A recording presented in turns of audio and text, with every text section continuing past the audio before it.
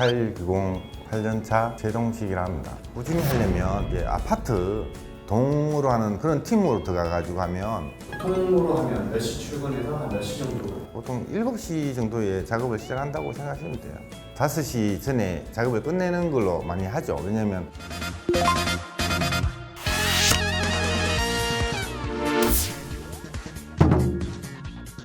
하루에 보통 몇 시간 정도 일을 하시죠? 시간은 뭐 정해진 게 없습니다. 타일은 이제 빨리 끝나면 새 시대가 마칠 수도 있고, 일을 주신 분이 공기가 짧아서 이거 뭐 빨리 끝내야 된다, 다음 공정을 위해서, 그러면 좀 늦게까지 해서 또 마무리 지어주는 경우도 있고요. 보통으로 하면 몇 시 출근해서 한 몇 시 정도? 최대한 뭐 빨리 끝내는 게 관건이니까 보통 7시 정도에 작업을 시작한다고 생각하시면 돼요.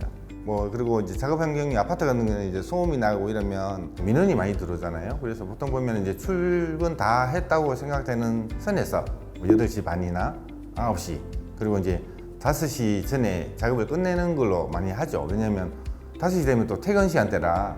한 달에 보통 며칠 정도 일을 하시죠? 원래 같은 경우는 경기가 너무 안 좋아서 뭐 10일에서 한 15일 정도 지금 하는 것 같아요. 원래는 작년이나 아니면 재작년이나 작년이 좀 뭐가 많았잖아요. 하려면은 맘만 먹으면은 20일도 하고 더 할 수도 있는데, 이게 힘들다 보니까 이게 뭐 바닥 붙이고 작업하면 하루 종일 앉아서 해야 되거든요. 그래서 허리, 무릎이 굉장히 힘들어요. 그래서 지금은 이제 체력 관리도 하고 하려고 그렇게 많이 하지는 않아요. 뭐 많이 하면 한 보름 정도. 젊었을 때 하면 굉장히 유리한 게 이 체력도 되고 하니까 또 일을 많이 할 수 있죠. 타일이 남들은 보면 이제 페이가 세다고만 생각하지 일의 강도나 이런 건 생각 안 하거든요. 뭐 받을 만큼 받지 않나라고 생각을 저는 개인적으로 하고 있습니다. 꾸준히 하려면 비가 오나 눈이 오나 그러면 이제 아파트 동으로 하는 그런 팀으로 들어가 가지고 하면 많이 할 수 있죠. 그걸 이제 칸뛰기라고 하거든요. 칸뛰기는 분야가 이게 나눠져 있습니다. 그래서 주방 붙이는 사람은 주방만 계속 이제 하고 나가고, 이제 세분화되어 있는 거죠, 일이. 자기가 이제 붙인 만큼 먹는 거죠. 한 칸당 뭐 타일 박스당 뭐 얼마 해가지고 페이를 받아가는 걸로 저는 알고 있거든요. 그런 업자들은 또 아파트 이 현장이 끝나면 다른 또 아파트 현장을 잡을 거니까 일이 계속 연결이 될 거라고 믿는데, 거기 가게 되면 이제 몸이 메이는 거죠. 내가 이제 쉬고 싶을 때 가야 되는 거고. 요즘 젊은 청년층에서 네. 타일에 관심이 많아지는 것 같은데 이제 페이가 좋다 보니까 많이 하려고들 하는 것 같습니다. 현장이나 이런 데 가도 젊은 사람들 좀 있나요?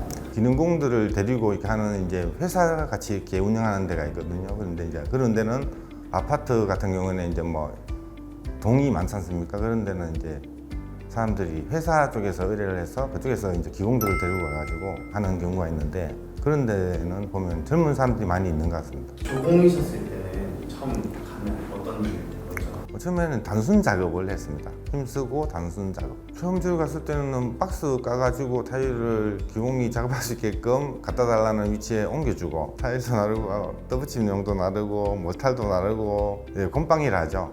단순하게 이제 그런 걸 하는 거죠. 2, 3일 지나면 이제 커팅, 타일 자르는 방법도 이제 이렇게 자른다고 알려주고, 이제 조금씩 그렇게 배워가 나가는 거죠. 조공들이 가장 많이 도망가는 단계가 있을 것 같아요. 처음에 이제 페이나 이런 걸 보면 누구나 다 이제 너무 좋죠. 이제 그런 환상 속에서 왔다가 보면 막 박스도 까가지고 나르라 그러고 뭐 모탈 나르고 무겁잖아요. 모탈이 멘탈이 깨지는 거죠, 실제로 보면. 뭐 하루 하다가 뭐 그만하는 사람도 길어지면 뭐 1년 동안 계속 그거 조공식만 하다가 타일 한 장 못 붙여보고 그냥 너무 힘들어서 그만둔 사람도 알고 있어요. 어떤 사람에게 타일 일을 체력이 중요하니까 제가 봤을 때는 20대 이제 군대 갔다 오거나 해서 내가 직업을 무엇을 할까 고민하고 있는 사람이라면 아마 타일을 배워서 하는 것이, 좀 빨리 배워서 한 40대 중반까지 열심히 일을 하는 것이 좋다고 저는 생각합니다. 일은 어떤 식으로 받게 되죠?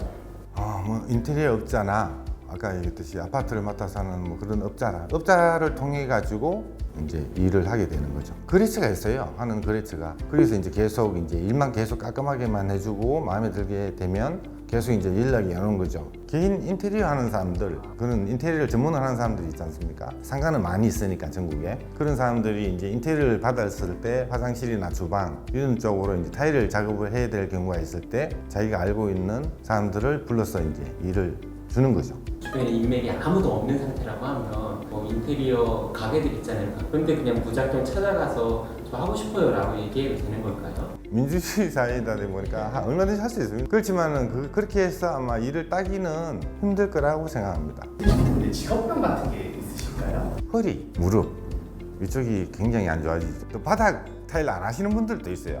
힘들다고. 예방을 하려면 너무 무리하지 않게 작업하면서 좀 운동해주면서 병행하면 더 좋고. 예. 아쉬웠던 점이나 아니면 좀 그런 건 없을까요? 마지막으로 하고 싶지. 물타를 들어보시면 무겁지 않습니까? 무거운데 좀 이제 10kg짜리인가 작은 게 나오긴 하더라고요. 근데 이제 작업자들이 편하게 할 수 있게끔 무게를 줄였어. 운반하기 좀 편하게 이게 많이 상용화돼 가지고 작업자들이 좀 편하게 일할 수 있는 그런 조건이 되었으면 좋겠습니다. 앞으로 이제 계속 그렇게 뭔가 발전이 되겠죠, 아무래도.